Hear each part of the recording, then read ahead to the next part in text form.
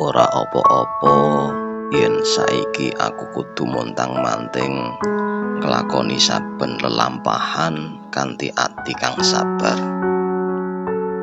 Ora apa-apa yen aku kudu repot nglakoni saben perkara kanthi ati kang legawa.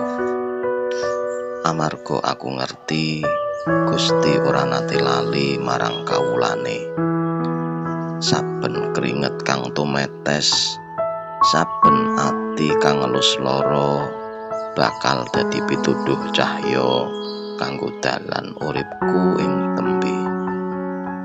Muga Gusti tansah paring kekiyatan lan katentreman supaya saben kesel lan tangisku kaanggep dadi tandha bekti marang wong